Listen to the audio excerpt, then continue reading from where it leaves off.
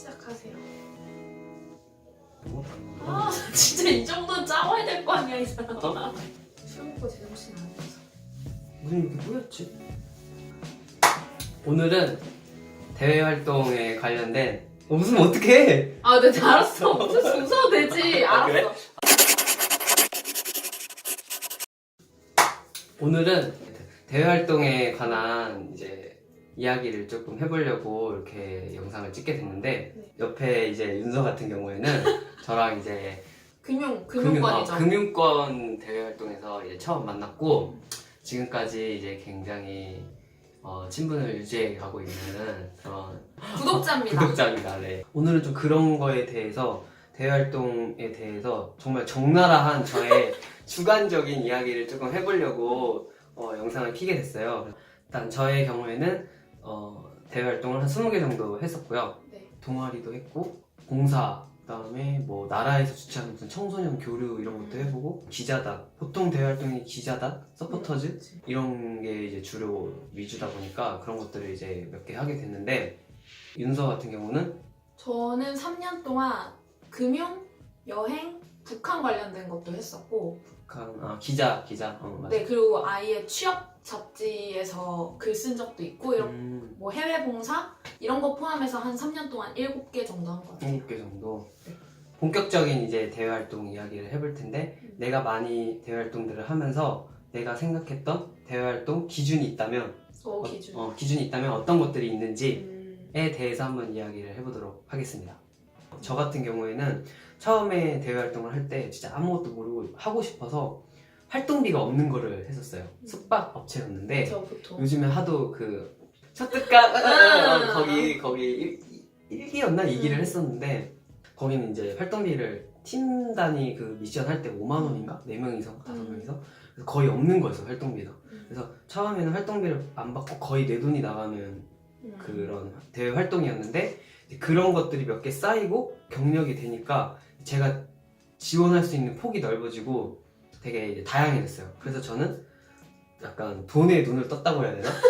현실적이니까. 현실적인 거에 눈을 떠가지고 활동비를 안 주는 거는 개인 활동비를 안 주는 거는 나중에 이제 안 하게 됐어요. 아예 지원조차도.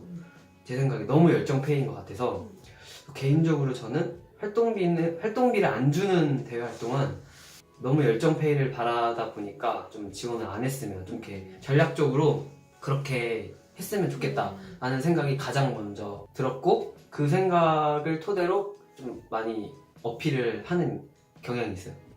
활동비를 주는 활동을 해야 받은 만큼 일을 해야 되니까 나도 재미가 있고 그 다음에 이 기업도 돈을 줬기 때문에 그만큼 요구를 할 수 있는 거고 약간 그런 선순환이 되는 것 같습니다. 저도 후배들한테 항상 개인 활동비를 주는 대외 활동을 하라고 하긴 하는데 저는 이제 오빠랑 같이 했던 금융권의 경우에는 활동비를 월 20만 원을 맞아, 줬었어요. 맞아. 그래서 되게 쏠쏠하게 용돈 그쵸 용돈벌이 용돈벌이 하면서 진짜. 이제 그 대외 활동이 한 4, 5개월 정도 했는데 그거 끝나고 나서 약간 카메라 장만할 수 있을 정도로 진짜? 내가 샀어. 그거 끝나고 샀어. 와 대단하다. 그랬었는데 나 어디 있었지? 근데 그거 끝나고 나서는 활동비가 없는 대외 활동을 했었거든요. 그러니까 경험도 되고 추억도 남는데 약간 본인의 의욕이 떨어진다. 그러니까 좀 그런 생각이 들어요. 이걸 내가 하면서 내가 돈도 안 받는데 이만큼의 퀄리티를 내야 되나? 맞아. 현실적으로 좀 이런 생각이 들긴 해요. 그러니까 뭣도 모를 때는 아무것도 경력이 없을 그치. 때는 그렇게 시작을 하는 게 맞는데 내가 한 2-3개가 있고 이제 면접도 잘 보고 어떻게 자기소개서를 써야 되는지 알게 되면은 자연스럽게 이제 활동비에 눈에 띄게 되는 포커스를 거지. 좀 맞추게 되는 것 같아. 그치. 저의 경우에도 그랬고 그다음에 이제 활동비뿐만 아니라 내가 어떤 이런 혜택을 받을 수 있는지 그런 것들을 좀 많이 솔직히 봐야 되는 것 같아요. 그래야 내가 하고 싶어져. 맞아. 버틸 수 있는 힘이 생겨요. 이 활동비가 하나씩 이렇게 돈 없을 때 꽂히면 통장에 꽂히면 이게 또 이게 무시 못하더라고 이게. 그러니까 저의 경우에는 그랬습니다. 저는 근데 활동비가 없는 경우에 제가 1년짜리를 한 적이 있는데 그거를 없는 걸? 활동비 없는 거를 1년 동안 했었는데 제가 그걸 할 수 있었던 원동력은 끝나면 통일부 장관상을 준다는 거예요. 잘한 사람한테 근데 나는 약간 자신 있었어. 우수 활동자 될 수 있을 거야. 내가 될 것 그래서 같다. 내가 받았어? 그거 보고 버텼지. 장관상은 못 받고 응. 약간 사무처장 상 정도? 그래서 그것 때문에 버텼던 것 같아. 그치, 그런 목표를 가지고 할 수도 있는 것 같아. 하여튼 나만의 목표를 정해놓고 그치. 하는 게 좋다. 근데 저의 경우에는 굉장히 현실적으로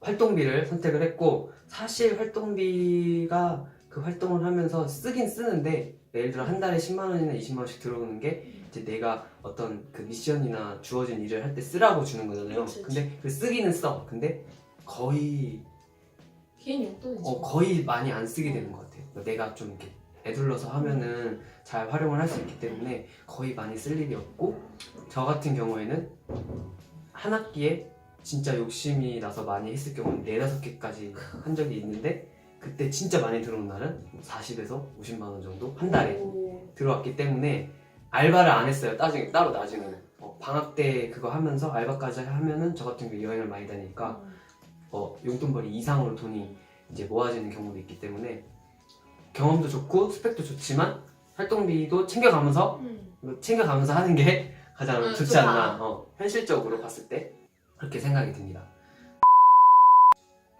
네, 마지막으로 그럼 어떻게 해서 대외 활동을 통해 내가 800만 원을 모으게 되었는가, 그 근거를 말씀을 드리려고 영상을 켜게 됐습니다.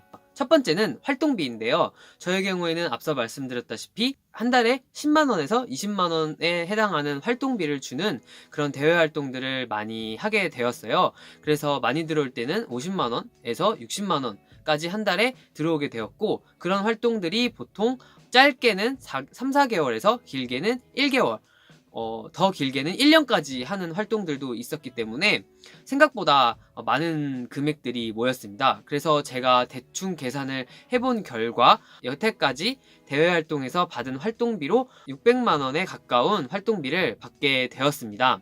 두 번째는 나머지 200만 원 정도에 되는 활동비는 어떻게 모았느냐, 대외활동을 끝나고 마무리를 할 때 보면 보통 우수 활동자를 많이들 뽑으세요. 근데 그 우수 활동자의 순위에 뽑히게 되면은 거기서 또 상금을 주게 되는데요.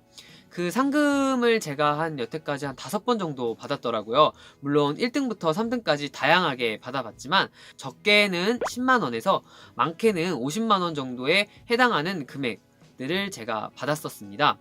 그렇게 해서 상금으로도 100만 원에 가까운 금액을 받았었고요. 그리고 세 번째로는 저의 특기를 살려서 금액을 지원받은 적이 있는데요. 제가 서포터즈 활동을 하면서 웹툰을 연재를 한 적이 있습니다.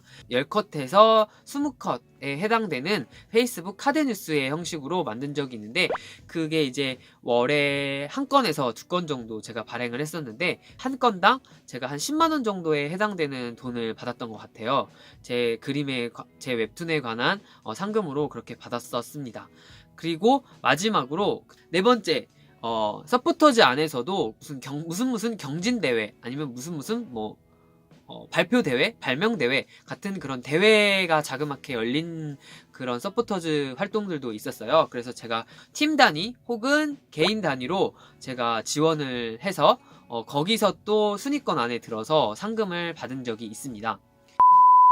어떤 분들에게는 제 말이 조금 말도 안 되고 터무니없이 들릴 수도 있겠는데요. 근데 저는 사실 많은 기회들이 대외 활동에 있다라는 것을 이 영상을 통해서 말씀드리고 싶어서 이번 영상을 제작하게 되었습니다. 아무쪼록 저의 대외 활동 꿀팁이 도움이 되었으면 좋겠고요. 다음 영상에서 대외 활동 이야기는 더 이어나가도록 하겠습니다.